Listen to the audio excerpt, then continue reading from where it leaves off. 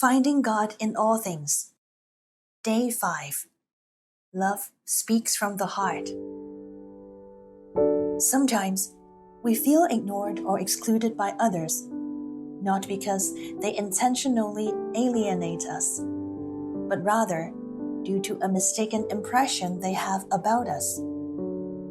This misconception is often based on a flawed understanding of our preferences, likes, dislikes, or needs. Such misconceptions can easily lead to mismatch in expectations, giving rise to unnecessary misunderstandings. Similarly, the image of God in our minds greatly influences our interactions with Him, thereby affecting our relationship with Him. If in our hearts, God is perceived only in a transcendent way, distant and exalted, then we will keep a respectful distance with Him. This is quite natural. By observing some parent-child relationships, you will see a similar pattern. If God desires to present Himself in a supreme and lofty manner, He cannot and will not blame us for keeping Him at arm's length in our daily lives, because fundamentally, He doesn't care. But is that the case? The birth of Jesus and His presence among us not only reveals the transcendent aspect of God, but also unveils the heart of God and His emotions. The object of His emotional expression is not other created beings, but us humans. It can be said that God has a very special and deep affection for us. The Word became flesh and lived among us. This is the mystery. The profound meaning it contains is worthy of our repeated reflection. One crucial aspect of this is that God took on human nature and engaged with humanity on a relational level in the affairs of the present world. This emotional connection with God is often an aspect easily overlooked by ordinary believers, and it can even be said that there is a lack of awareness in this regard. From the interactions between Jesus and His disciples, it is not difficult to observe that the disciples often did not understand the thoughts and needs of Jesus. This made Jesus feel saddened, not understood, unappreciated, and even lonely. If we carefully examine some of the conversations between Jesus and His disciples, we can easily discern that Jesus did not want to assume the role of a lofty master. He desired to be a friend, to engage in heartfelt connections with people, to enter each other's inner chambers, to accompany and trust each other, and to rely on each other to fulfill their immediate needs. This inner resonance, compared to the disciples merely comprehending His teachings intellectually, brings more solace to the heart of Jesus.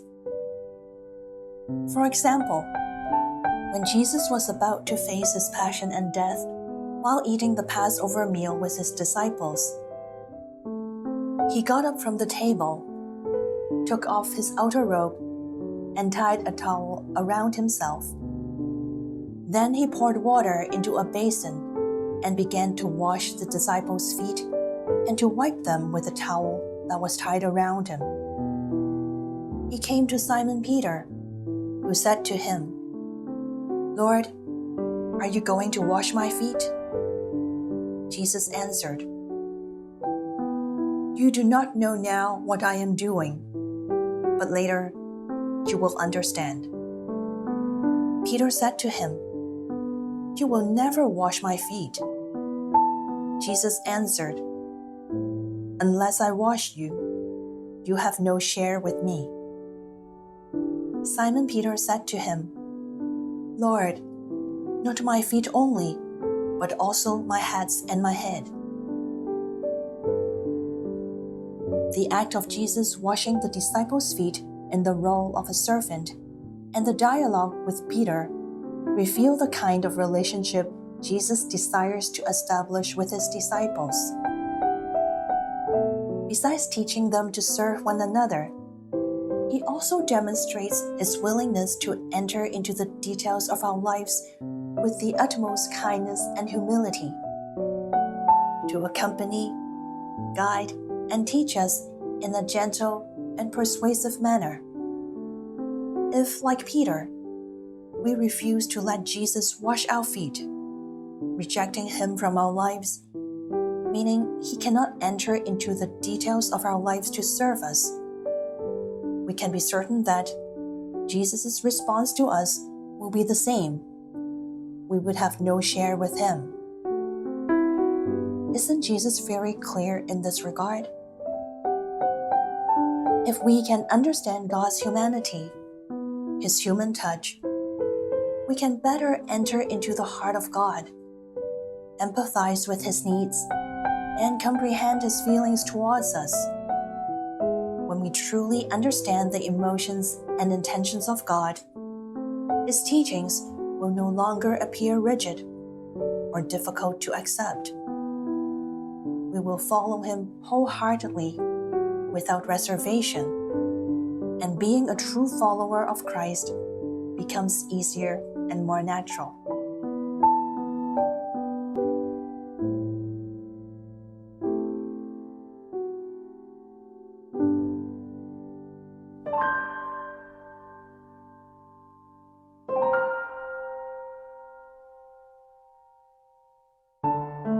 Please imagine that Jesus is now standing before you, intending to wash your feet. How do you feel? And how would you respond to him?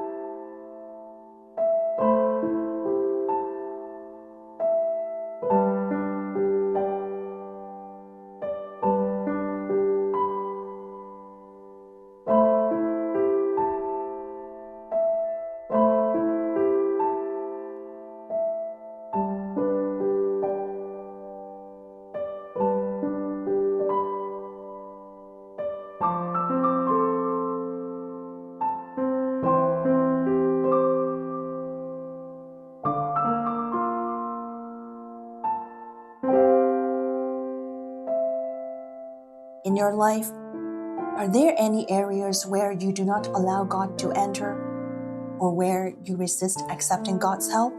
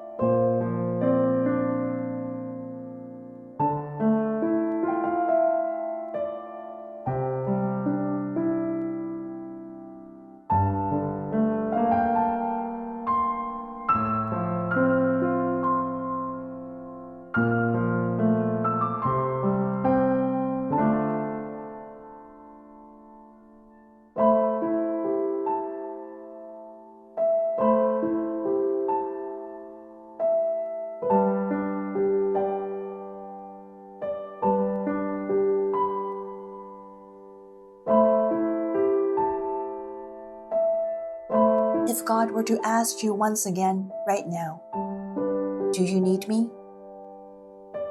how would you respond?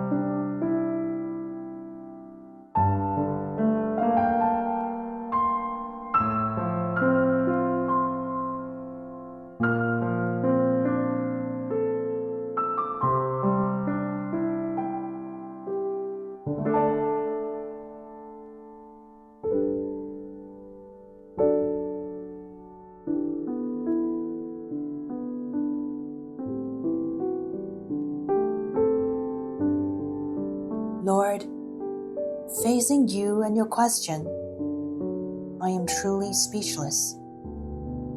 Indeed, Lord, not only my feet, but also wash my hands and my head. Please cleanse me thoroughly. How can I refuse you from entering into my life? Every detail of my life, even the broken and fragile parts, to repair and heal me. I need you to teach and accompany me through this more intimate relationship between you and me. Lord, I truly cannot afford to lose you.